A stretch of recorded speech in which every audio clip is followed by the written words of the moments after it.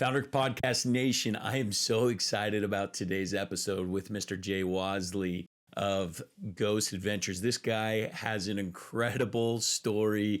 It's going to be really awesome for the Halloween season, bringing you this awesome stories.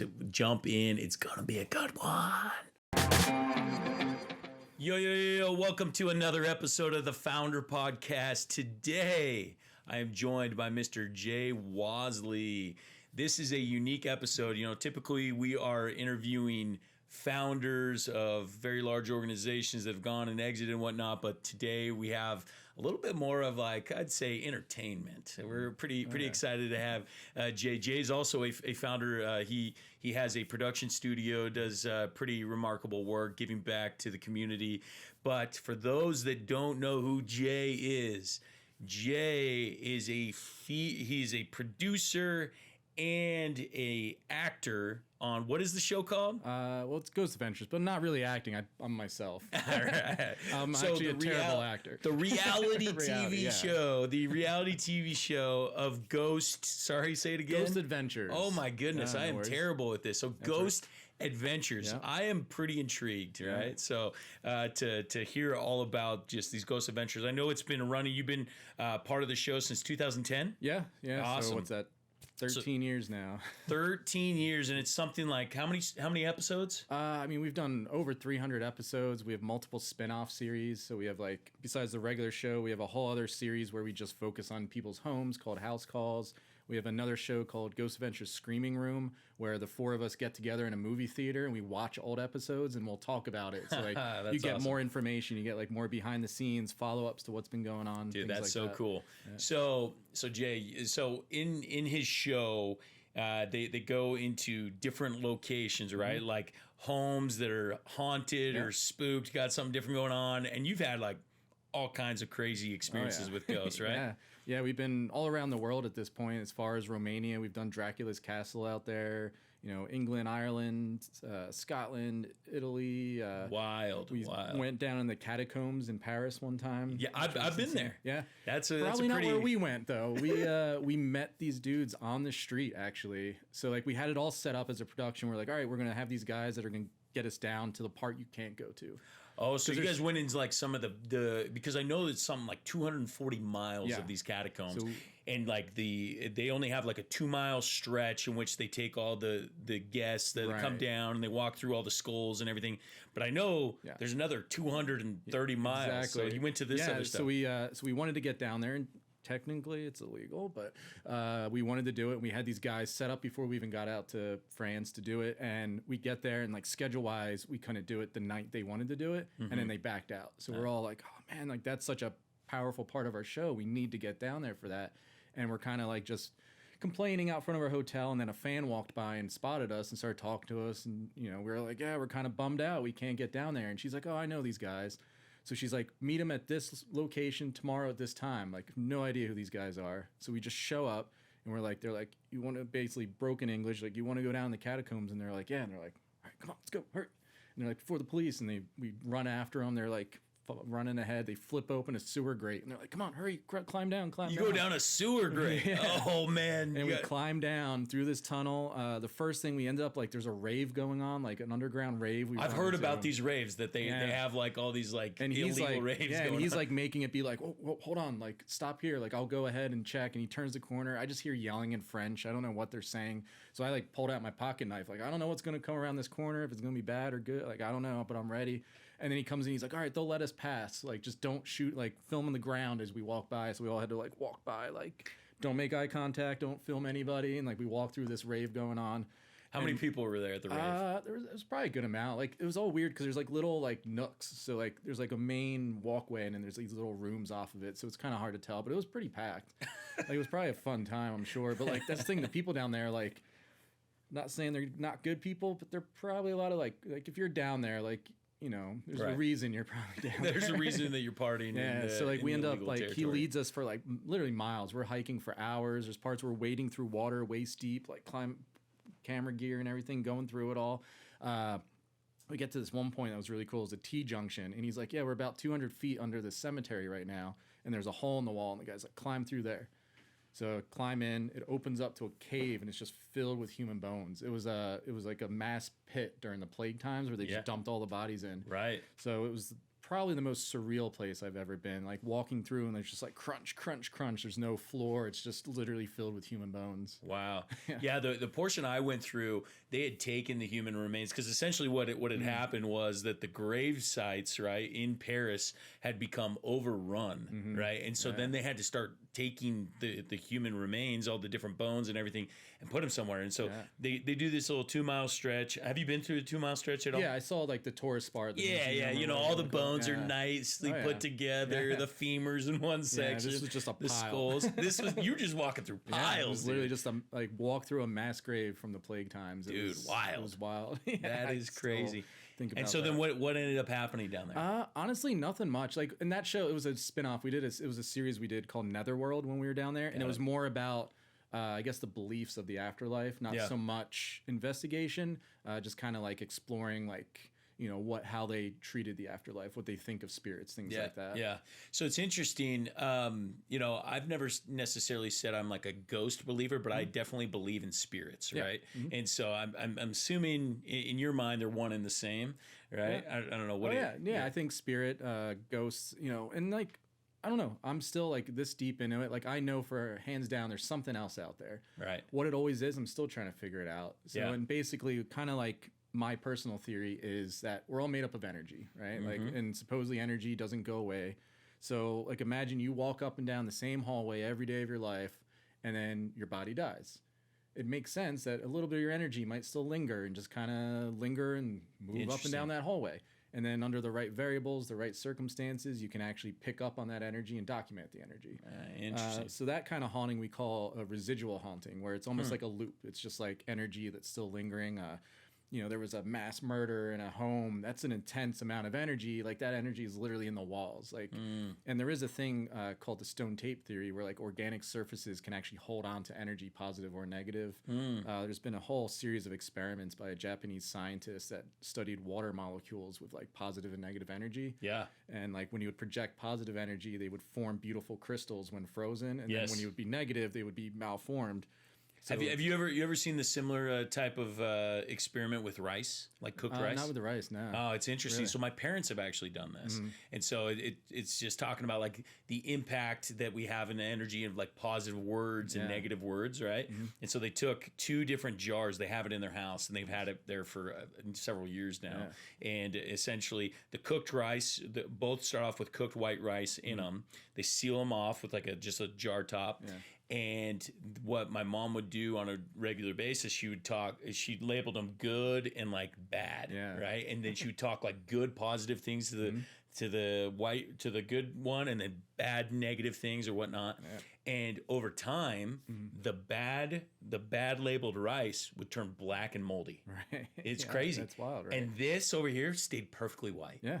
Like like there is literally energy in the words that we speak. It's like the most phenomenal thing ever. Well, that's what, like, you know, besides even like in the ghost world, like it just makes you think of our own lives and our own, you know, successes in business or whatever we're doing. Like keeping that positive attitude. And I know people that are like some of the most talented people, but they have a negative attitude and they don't get anywhere. Yeah. You know, it's those people that stay positive and like, you know, keep that energy going. And I think it leads to success too. So let's go down that vein a little bit. So you've been at like some of these homes that are haunted or have negative energies. Like, do you believe it's because people have perpetuated it and like continued to like think and feel negatively towards us? Like, I think there's a level of like feeding into it too. Yeah. You know, I think it's there from whatever happened, whatever kind of history that basically, for lack of a better word, stay in the area. But then it's the people that like feed into it and keep it going. And like we go to places that have been sitting abandoned for like 30 years. And then there's stories like, oh yeah, kids break in here and do rituals and like do stuff like that. And they're keeping that energy going. They're even bringing in new energy, you know? So like it just keeps adding to it. And Interesting. Yeah. So my belief system is that like we existed as a form of energy, or in your words, but as a spirit before we lived. Right. And then we received a body, and then afterwards we returned to that spiritual form. Yeah. Right. And so that's where my belief system is centered in. so I mean, we have definitely similar beliefs around like energy and those type of things. I'd love to hear a little bit more of your stories. Like, what is the craziest thing that you've ever experienced? I mean, there's been a lot. Like, I don't even know, like probably at least 300 episodes or so, and they're all hour-long shoots too. So I mean, what's your favorite? Like, what's your like? probably, holy smokes! Yeah. Like, I mean, it's one to be cinematic and like produced really well and like showed really well, and people love that show. And it's a completely other thing, like actually experiencing it. What was like your wildest experience personally? So probably one of the craziest that still blows my mind to this day is we're in an old saloon in Prescott, Arizona. Prescott, okay. And like down in the basement, it was kind of similar to the catacomb. There's a hole, like, and you can get under. It was like a crawl space where the original foundation, where the original saloon was. And all the workers were saying that something evil's down there. Every time they go down there, they get messed with, and every time they walk by this opening, like they think that's where it's like centered at. So during the investigation, I get sent into this space by myself. So I'm crawling through it, and I'm so typically, because there's like 4 main characters, right, in the show. Do you typically go alone? I tend to be the one that goes alone a lot. So you're like, you get kicked to the curb, and they're like, you go check it out, Jay. Yeah, I have a lot of places where it's like, all right, you're spending the entire night in this abandoned prison cell by yourself. And sometimes they'll even lock the door. I've been locked in an abandoned campground that had like this old cabin. I was locked in there. That thing, I actually kicked the door down and got out at the end of the night because I was just like, enough's enough. So continue. So you're down in the spot. So I'm in the crawl space, and I'm a big guy, and like it's only probably like, it's a crawl space. So I'm on my belly, like army crawling through, and I have a camera in my hand, talking to the camera. Like, I mean, there's no cameraman, it's you. No, it's just me. Is that typically how you guys shoot it? Yeah, it's just from your own. Yeah, when we investigate, it's just the 4 of us in there. Never a cameraman. The first half of the show, we have a camera crew that we do interviews, we do research, and like kind of tell the history and stuff like that. And like that, we have a crew. But the second half is just the 4 of us, lights off, in the location by ourselves. So I'm crawling through, and I have the camera in front of me like this. I'm Do you have a light? No, we shoot in infrared, so it's dark. Like you can see like I need to watch this show. Yeah, you can see a glow from the monitor a little bit, so you can kind of like, but it's staying. I've fallen, I've broken ribs, I've had many injuries when you run around in the dark like that. Plus, get scared and jump, and you're gonna fall. So I'm crawling through, and nothing's really happening. So I'm like, all right, like, and I don't always antagonize. I kind of like take it more scientifically. Like I'm more of like the tech guy of the team. So I'm trying to like reason, like rationality, like, all right, what's going on here? How can we explain this? Yeah. And so I started antagonizing because like this is like supposedly a bully spirit that's messing with these people. So I'm like, all right, like if you're really that big and bad, do something. Like, I don't believe it. Like I'm calling bullshit. Like nothing's happening, And I swear, and on anything, like anything I want, I would take a lie detector all day long, and you could see it on camera. Something grabs my leg, and naturally I start kicking because I feel something grab my leg. The camera's like this. I drop the camera, and I get dragged backwards about 3 or 4 feet away from camera, and you could see on camera that there's nothing behind me, and I literally get dragged away from the camera. Are you kidding me? I lose it. I freak out. It's getting all dusty now because I'm kicking around in the dirt. I can't just get up and run away because I'm in a crawl space. So I'm just screaming and yelling and freaking out. And where are your buddies at this time? They're in other parts of the location. So they're investigating other sections. So my one buddy, Aaron, all of a sudden I hear him like yelling. He comes running over, and he turns on a light, and I could see him over at the opening where I came in at. And then I just started crawling my way over as fast as I can. And then the problem is what a lot of people don't think of too is like that happens, and then all of a sudden you have a camera in your face. And you're like, what happened? And it's like, hold on, like you have to like try to articulate and describe what just happened at the same time while you're literally still going through shock.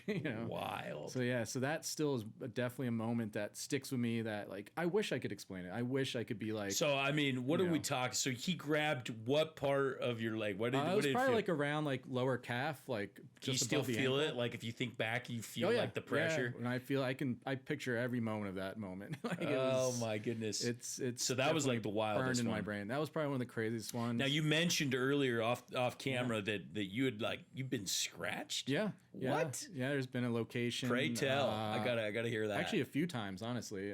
What? Most recently, I think it was in an abandoned prison. Okay. And just walking along, filming. I didn't bump anything, and this is during the day too. Like we're filming with lights on. We're doing like our walkthroughs and interviews, and all of a sudden I just feel the back of my neck burn out of nowhere. And at that time too, like, and it's weird, and I get it, it's TV, so like people are always like, oh, like, but like we do feel things. We're not psychics, we don't pick up, but we've been doing this long enough where like you can feel a change in the energy. And then at that time, our one guy was being affected, like he was starting to like feel very agitated and like something was not right. Yeah. And I just felt the back of my neck started burning, and I didn't touch it. And I was like, as soon as that happens, I'm like, guys, like you got to look. They come over, they look, and they just see like it just like starts forming like on camera. It just gets redder and redder, and this scratch just literally appears in the back of my neck. Yeah. Are you kidding me? This was on camera. Yeah. Yeah. I've had it there. And this place in, was it in Kansas, I think? It was like right on the border. So I think it was in Kansas. It was this place called the Sally House. And it was actually known for people getting scratched. That was like one of the things about it. I remember actually seeing it on was it like Unsolved Mysteries or one of those old shows like way back in the day? Like those are, by the way, one of my favorite shows growing up. Like it was notoriously known as a place that people get scratched. And I'm filming. I have the camera at this point. So I'm like shooting some interview stuff, walking around.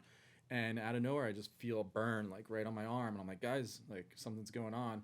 And we go down and they start filming. You see just this scratch just start appearing, and it just gets redder and redder and just spreads up.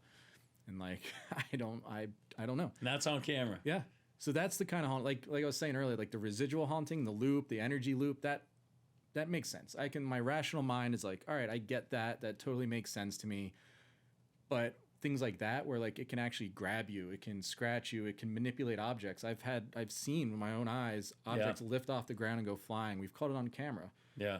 We just had a special that just aired last week on Discovery called Devil Island. This island out kind of by Alcatraz.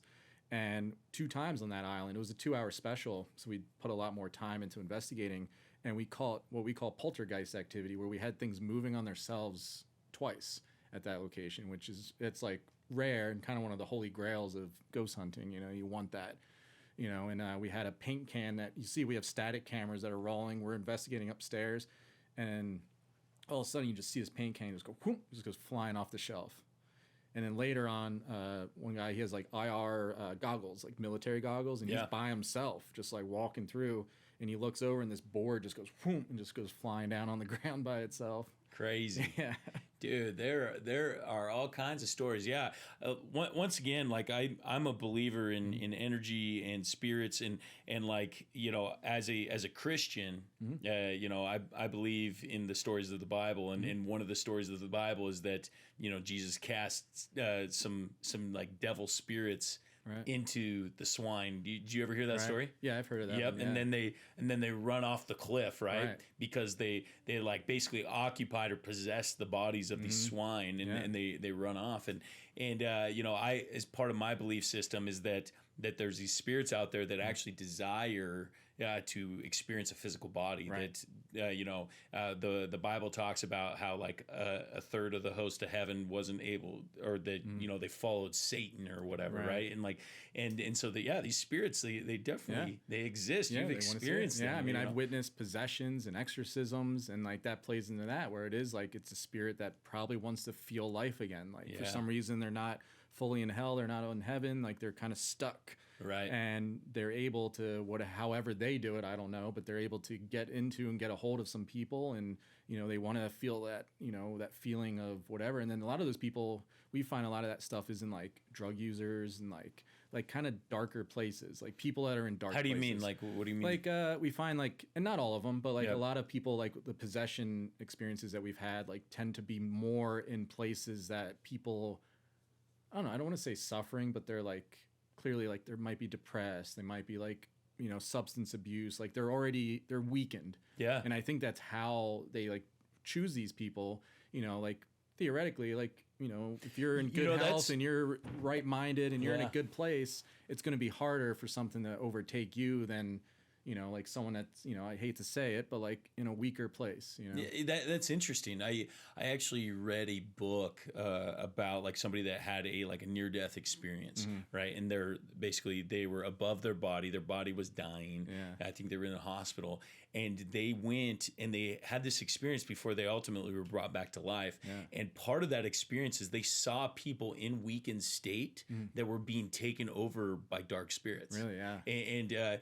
And actually one of the points of reference was like this person watching porn, Right. like they were in a weakened state, and like these dark spirits took them over, right? And then like drugs or whatever else. And so it's interesting that you say that, because I actually I believe some very similar. And that's one of the things in our other series, House Calls, that we do, where we focus on individual homes, and we actually try to help the people. So people submit videos saying that their home's haunted, they're having problems, and we go there, we interview them, we find out what's going on, we try to document evidence to just kind of back up that something's happening, and then we try to help them. We'll do cleansings, things like that, and like offer advice to these families and how. And one of the biggest things, and that I find is what's some of the advice that you so like one is kind of similar to that, is like be positive. Like don't feed into it. Like if you feel like something's there, like as hard as it may be, you got to ignore it. Like the more you feed into it, the more you're like pushing it, the more you're trying to interact. Some people try to interact, some people try to communicate. Like don't.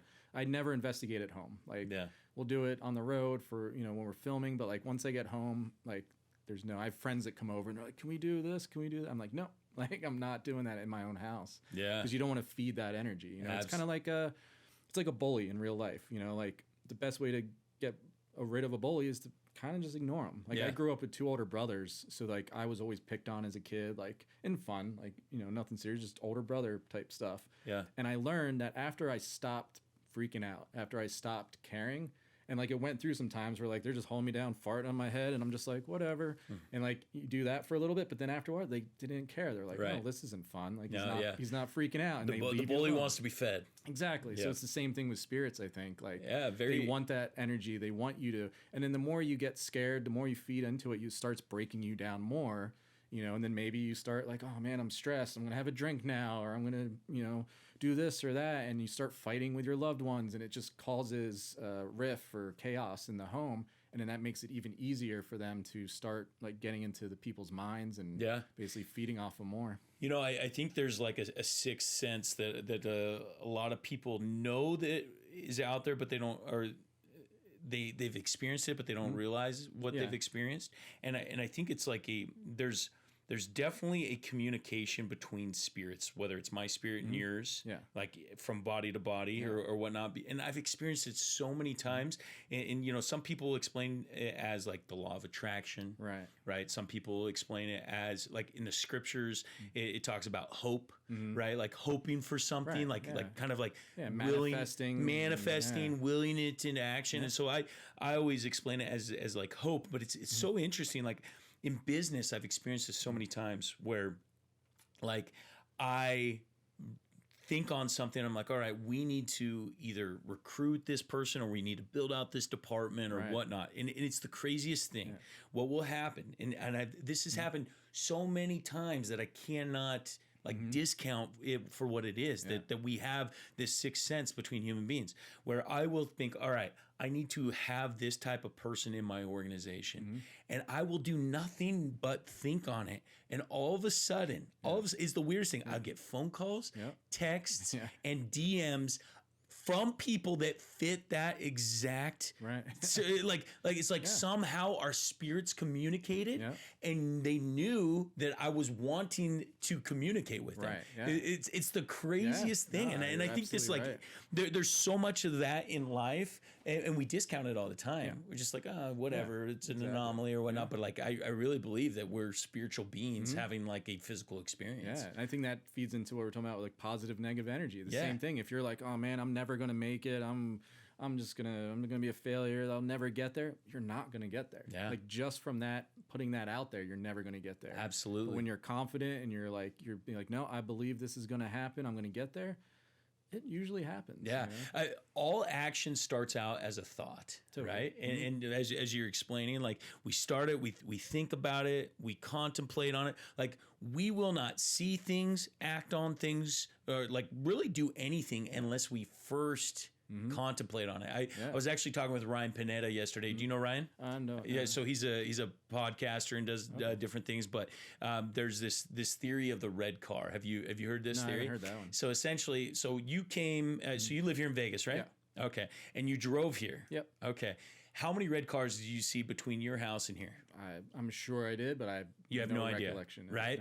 But had I asked you that beforehand, you would have paid attention to every single red card, right? So like when you're thinking about things, when you're paying attention, you recognize opportunity, and when you recognize opportunity, you can take action, and right? Like it is so important that things originate in a thought, in a feeling, and to your point, like it's got to be positive. Yeah. It's got to bring that positive energy. Absolutely. And so, like, tell me about like some of the so obviously you've experienced some possessions, like similar to the swines being possessed. Right, like, tell me about some of those. Yeah. So one that sticks out, I forget. Like we travel all over the place, so I forget exactly where it was. But we did this one. It was for the regular show, but it was a house, and family was having issues, and they felt like the father was being possessed, basically. Like he was the one that kind of everything centered around him. And so we're investigating, we're trying to help this family out. We bring in a priest to come out and do like a blessing, and then eventually leads to like a minor rite of exorcism. And I'm always still skeptical. So I don't understand exorcism. Tell me what is that? It's basically like, I mean, in a sense, it's a hardcore blessing. Like it's basically using religious provocation to basically battle and try to push out whatever demon, evil spirit, whatever it is that's in this person's body. And honestly, it's not going to work for everybody, because I feel like if you don't have a religious base, it's probably not going to work. Yeah, you got to believe in it. Right, you have to believe in it. Like you got to show forth faith, hope, all those things. And this family, they said they were very religious, so we're like, perfect. We'll bring in. We know a priest that basically kind of on speed dial, on demand. He'll come out, and that's what he does. He helps families that are dealing with this kind of stuff. Interesting. So he came out. And still skeptic, because it's still like we're just trusting this guy, like his word that this stuff's happening, and he's kind of like lack of a term, putting on a show, like kind of being like, oh, I'm being affected, and so at first you're like, are you, like, is it like, all right, we'll see what happens. So time out. What percentage of experiences would you say are just like people putting on a show versus like, dude, something's happening here? So there's been times, especially with like house calls, there's been a few, especially recently, some of the newer ones we've done, where like after like talking to them, we're kind of like, I don't feel this. But then we investigate by ourselves, and we get evidence, and we're like, all right, no, there is something here. So what percentage would you say there's nothing, and what percentage would you say? So I would say out of all our investigations, there's only been one that really stuck out where like absolutely nothing happened. Like hands down, like nothing happened. So, and so even 99 times out of 100, like something happened. Interesting. It's like different levels, like sometimes crazier than others. But like one time, it was a house in Seattle, and they were making wild claims, like 666 would be appear written on the wall. Their posters would burst into flames and cause fires. Their pants would be nailed to the wall. Randomly would wake up and their pair of pants is just nailed to the wall. So we're like, all right, this sounds wild. Let's go check it out. And not a single thing happened. And so that was the one. It was just like, dude, you got some teenager playing some prank. Right. We're like, whatever. you're like, I don't know. And like, honestly, even on the show, like, we didn't want to just be like, discount, you're lying, it's like for attention or whatever. And we left it as, hey, when we were there, nothing happened. Like, maybe tomorrow it will be, who knows? But when we were there, nothing happened. All right, so time back in. Go back to the story. So you're with this guy. Oh, right, during the exorcism. So he's going through, like, a rough time, and he starts blessing him, putting crucifix on him, and every time he's like, like, has a strong reaction. So it's like, all right, this is pretty wild. But, like, still, in my mind, how do we believe it? Right. I believe it. Like, I see it happening, but still, like, I doubt he's a great actor, but, like, you never know. So it's like, how do we prove that this guy's legit? He bugs out every time with the crucifix, things like that. So we sneak off into the kitchen. He's in the living room, has no idea we're doing this. We get a glass of water. The priest blesses it, does a little thing, makes it holy water, right? We go back in. We wait. And then he's like coughing, sneezing, like snot coming out of his nose, like just super mess, And his wife's crying. She's like, please, like, she's like, drink some water, like, like you're like dehydrated, you're like hyperventilating, like calm down, have some water. And he's like, no. And we're like, no, drink some water. And he's like, okay. He has no idea that it became blessed. He takes a sip. As soon as he takes a sip, instantly, he starts throwing up and freaking out. I'm like, oh shit. Like, he had no idea it was holy water, and he's having a full-on reaction to it. To water. Yeah, so that made me be like, all right, this guy's legit. There's something going on. Yeah. He is possessed. Yeah, and we ended up having to hold him down. I think we actually cut it short because it was getting like almost violent. And like there's a point where like we were like trying to monitor his vitals, and he was just like hyperventilating. We had to like hold him down while they were doing the blessing. And it got to a point where like he kind of calmed down, but we're like, we got to stop for now because like he's gonna hurt himself, like just from flailing around, and like his like muscles would all tense up, and just it was creepy. Like, so what ended up happening there? I mean, I think by the time we left, he was in a better place for sure. Unfortunately, I don't know exactly, like in the long run, like if it came back or if he was able to fight it.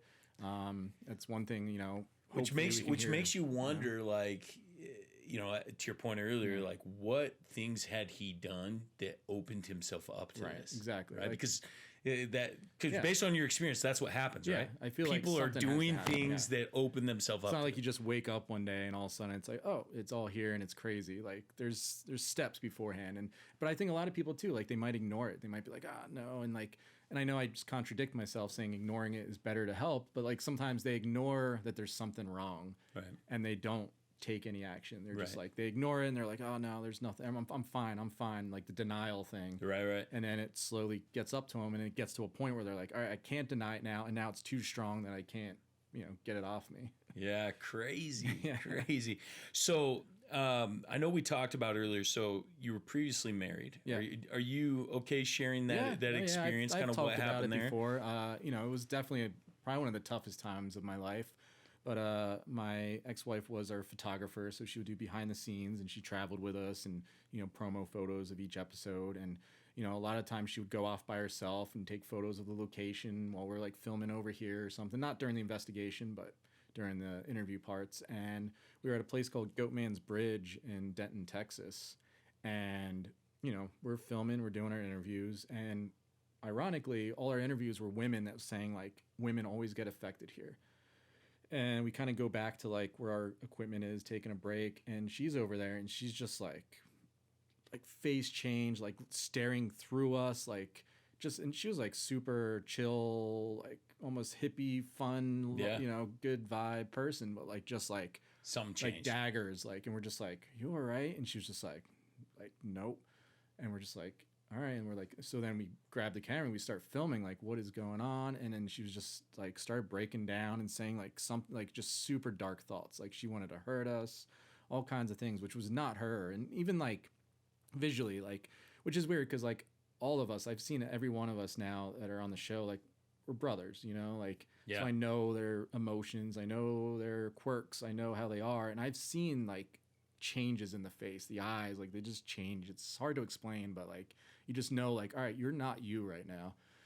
So would you say that each one of you have like had like some level of possession? I think so. At There's one things, point? yeah, I've had a lot of like lost time where like in my mind, I'm like, oh, I was sitting here for 5 minutes, and they're like, no, it's been like an hour. Wow. And I'm like, I really don't know. And then I watch footage and like, I'm just not there, like in a way, like you could tell I'm not there, like, crazy, which creeps me out. Yeah. But so then so with her, happening? so like, and I get like, she's one of the toughest women I knew. And she wanted to go out and face it during the investigation. She's like, no, like I'm not going to let this do it. And I was like, we're like, okay. Like if did she know she was feeling possession? Yeah. She went, she was like, I know like something's like trying to get into me. Something's trying to like alter my thoughts and mess with me. So she's like, I want to get out there. And we're like, all right, like, you sure? Like, so she wanted to do it. So she goes out by herself, and it's on the show. And she goes out by herself into these woods to kind of face whatever it is. And I give her credit for it. It takes some serious courage to do that. And she got something hit her in the head, unknown, all kinds of weird stuff. We were like watching from cameras from a distance. And she came back and she seemed kind of okay. But she just was like, yeah, like I can't do this. Like it just was too much in her head. So then, she was like, all right, we kind of all agreed. We're like, you can take a break from the show. Like, just stay home. Like, take a couple months off. Like, just relax. And it is like, even just the traveling, what we do, like, we deal with a lot of dark Sucks stuff. a lot of energy. It does. It wears out. So I get it. Like, like, stay home take a couple months off, feel better. But during those couple months, she just started declining more and got even a darker place, darker.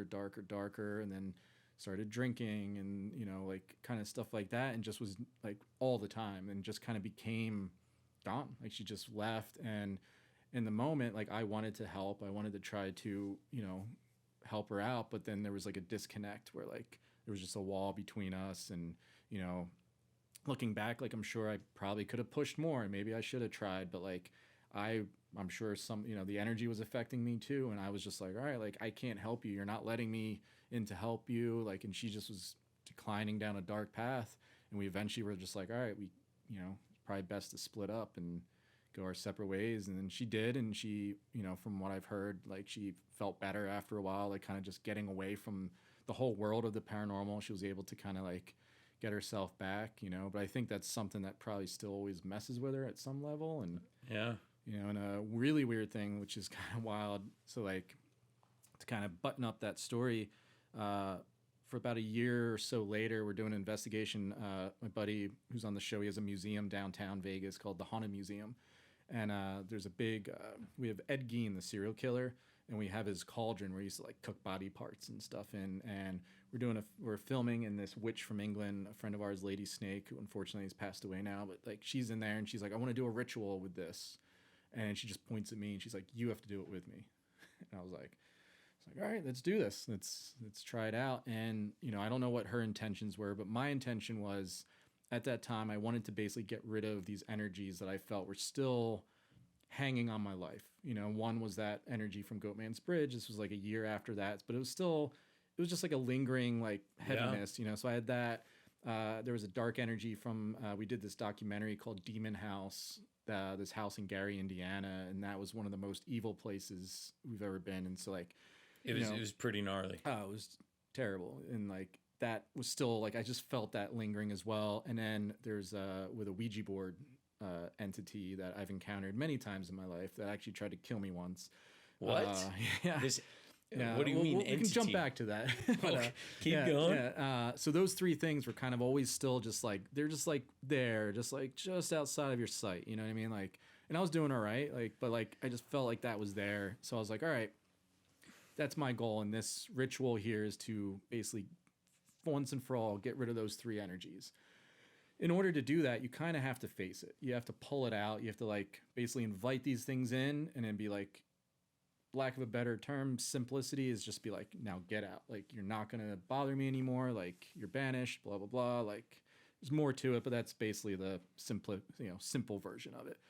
So I do that. And in the time you're pulling it out, crazy stuff happens. We got crazy evidence, everyone in other rooms. Like, it was just a very chaotic moment during filming.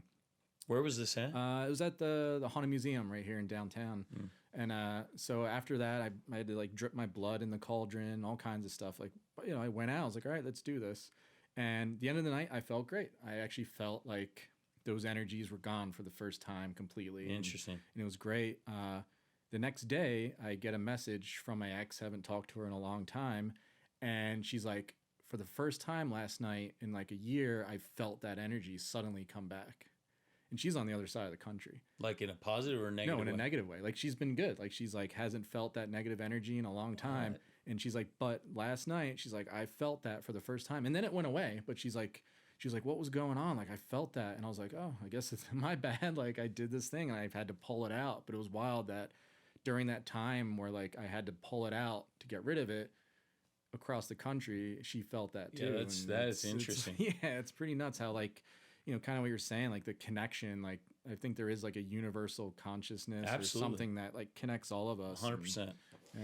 So how do you deal with like, because obviously you experience a lot of negative energy when you're out there. Yeah. Because you explain to your travel schedule. What does your travel schedule look like? Pretty right much, we shoot an episode like most shows shoot a season in like a few months. They'll like power through, do a bunch of months, and then they're off for the rest of the year. Yep. We haven't done that. We shoot every other week, and I've been doing it for 13 years. So literally every other week we're on the road. So every other week, what you go out? What day? Yeah, we'll travel like on a Monday usually. We shoot Tuesday, Wednesday, Thursday, and then travel home Friday. Okay. And then off for, I guess, 10 days, and then we do it again Monday to Friday. Yeah. Okay. So in between, obviously, you experience some of these negative energies. Like, what are some things, some best practices that help you just keep your mind pure and clean and like away from this negative? Yeah, I think it's taken a long time, I think, and I learned hard ways through like personal life and relationships and, you know, things like that to kind of, it took a while to like leave work at work, if you will. And one thing for me is just like we've mentioned many times, like staying positive. Like I am naturally a positive person, but if I'm ever feeling like, all right, there's something kind of like lingering around, there's a little darkness, like I'll go hiking. I'll go to Red Rock or up to Mount Charleston, just go hiking. Nature is very important to me, like kind of grounding yourself and kind of resetting your energy. Creation. I'm a musician. I like to play music. Like that helps a lot. So like, creating, doing things. Like even if it, you know, it'll never see the light of day, but just going and just like creating a bunch of music or even not necessarily even good, but even just like painting or drawing, like just finding things that you can focus your energy in a creative, positive way. Do you have a therapist? Do you have anyone like no, not yet. I probably will one day, I'm sure. But like as of right now, I've been doing all right. And okay. Yeah. Yeah. Very, very interesting. Yeah. So obviously you've experienced a lot of paranormal activity. Like what are your beliefs as far as like a higher being, God, or, you know, what are your thoughts around that? I never necessarily grew up religious. Yep. So I don't have any like official like religious ties. That's fine. It doesn't necessarily need to be a church, but I just want to understand what your belief system is. I don't dismiss it. Like I'm kind of the same thing. Like, you know what? Like, who am I to say? Like, there very well could be, there very well can't be. Like, you know, I think no one, you know, like, and not trying to like cause rifts or anything, but like we really don't know. Like, and I know like people have faith, and that's a beautiful thing. And if it helps you, and like 100% go for it.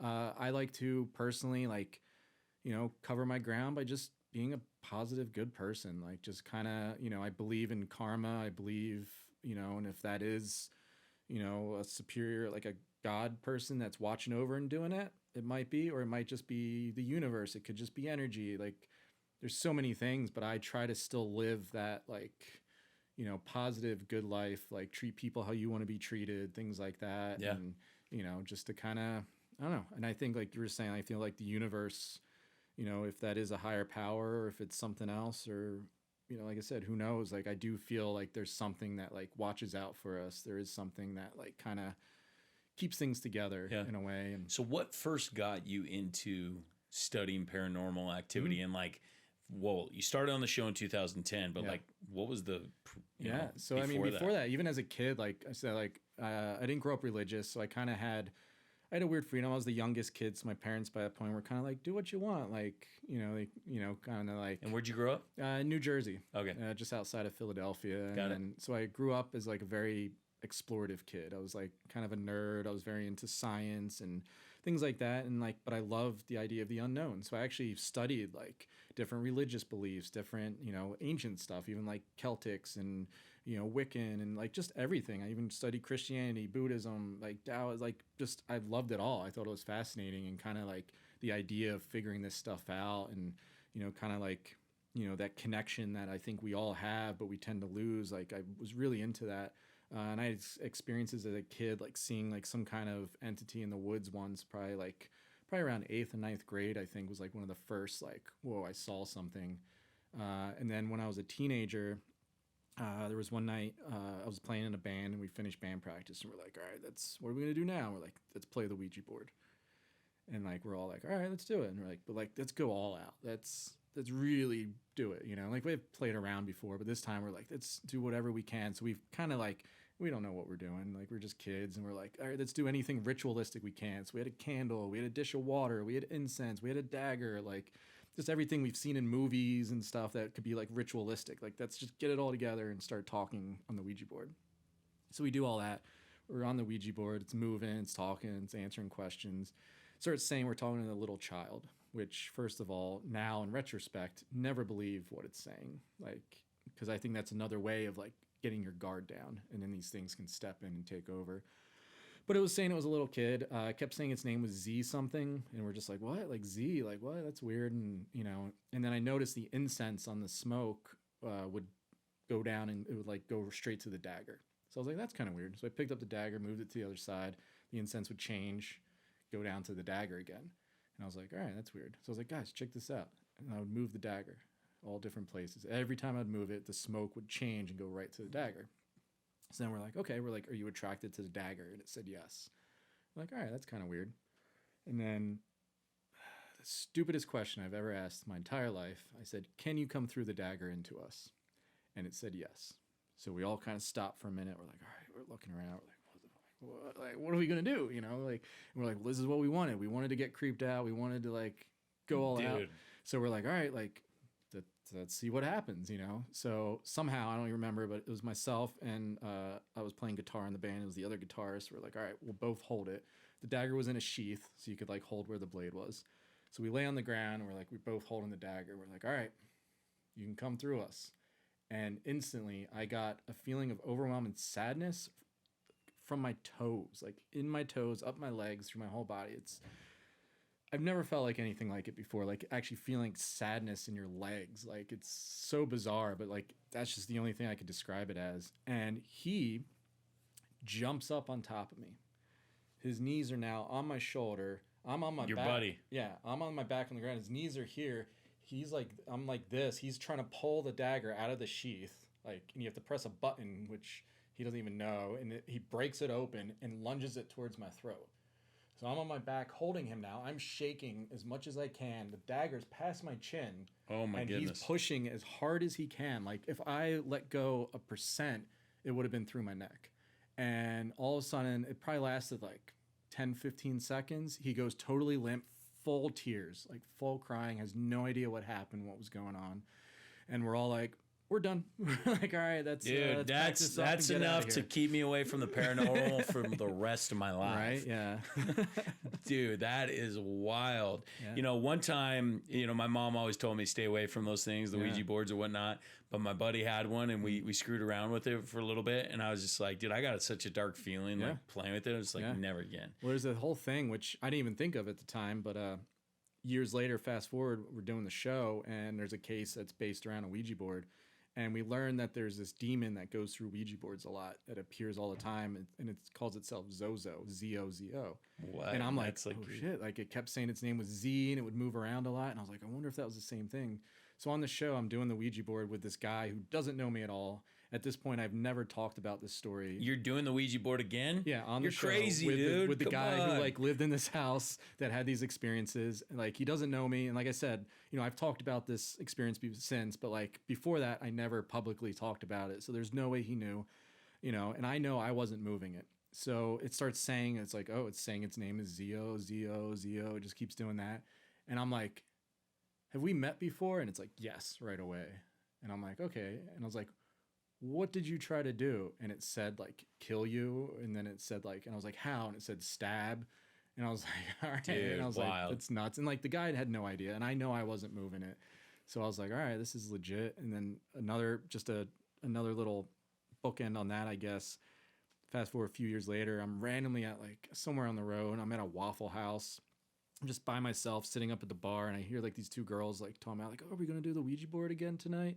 And it kind of like gets my interest, and I'm like listening to their conversation, and they're like, yeah, I wonder if that like ZO thing's gonna come back, like that was talking to us last night. And I was just like, whoa. And I was like, what did you just say? Like they probably thought I was like some crazy guy, and I'm like, no. I was like, don't do that. And I had to like try to explain to them like the whole theory that this whatever this thing is, like it likes to come through Ouija boards. Dude, that's wild. Yeah, so kids, if you're listening out there, adults, anyone, stay the freak away from these Ouija boards. Just because it sells it in the toy aisle does not mean it's a toy to play around with. It's not a toy. So yeah, screwing around with the paranormal can definitely lead to some craziness. 100%. But once again, I'm a big believer in spirits, in positive spirits, in positive thinking, and that you can really change the world with 100%. good positive energy. Yeah. And last, before we wrap up, love to hear a little bit about, like, I know you have a production studio in which you do a lot of giving back into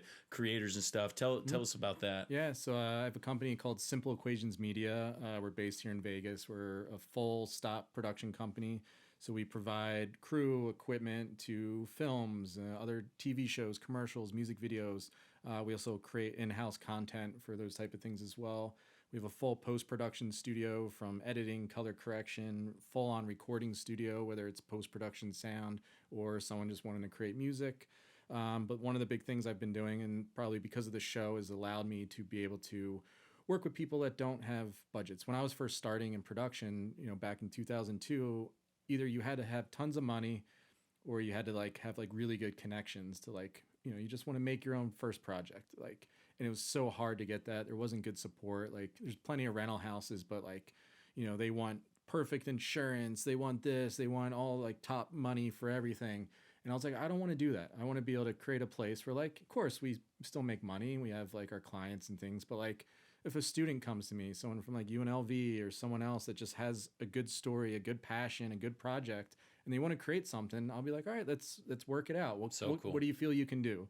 You can do a little bit, you can do something, nothing. We become friends, like go for it. If it's available, it's there for you. And then even like helping out, like kind of jumping on is like, I guess maybe like a supervising producer and kind of just help guide through their projects. Is like, fires come up, I'll put them out for them and try to give them advice on how to like navigate those waters. And I like doing that. And I work with an organization a lot now called FEAT.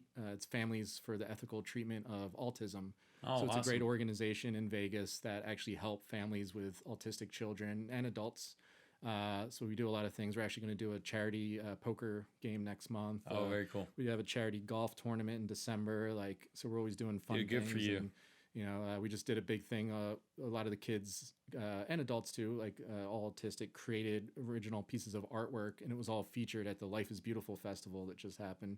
They had like a big installment there of all their artwork, which was really cool. Yeah, interesting. Yeah. Well, dude, thank you so much for sharing your stories. Yeah, I think there's a lot of really good nuggets in there as far as like positive thinking and being a good influence on the world. Yeah, as terrifying as it is and scary as it is, like it's definitely learned to appreciate the beauty and the positive in life. Yeah, that's awesome. Where is a good place? Obviously, we can get on your show. And that, what channel is that on? We're on Discovery Channel on Wednesday nights. And so there's the show, and then there's also some outtakes and stuff. Yeah, what are those a called? few series. So we have Ghost Adventures is the regular show. That's on Wednesday nights. We have Ghost Adventures Screaming Room, which is when we watch all the episodes. So if you're aware of our episodes and a fan, you get more information, which is interesting. Great. And then our show Ghost Adventure House Calls, where we focus on individual homes and actually like directly trying to help people.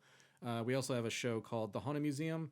That's more of a scripted storytelling where we like tell the story of an object through like a cinematic storytelling. And that comes out at the end of October, I believe. That's going to be on Travel. Very cool. So, like, or reruns and stuff are always on Travel. New ones on Discovery, and you can also see us Discovery Plus and on Max as well. Awesome. And then, as far as like following you personally, where's the best route? Yeah, I'm a Jay Wasley Film on Instagram and Facebook. And that's spelled WASLEY. Okay, and that's JAYWASLEY Film. Yep. On Instagram. On Instagram and Facebook, and then just Jay Wasley on Twitter. Awesome. And where's the best place to like shoot you a message direct or whatnot? I mean, you can go to my company's website. They have a contact form on there. It's always an easy way. It's simpleequationsmedia.com. Awesome. Very, very good. Well, thank you so much for your time. You brought some great energy, good positive energy to finish on. Appreciate it. Until next time.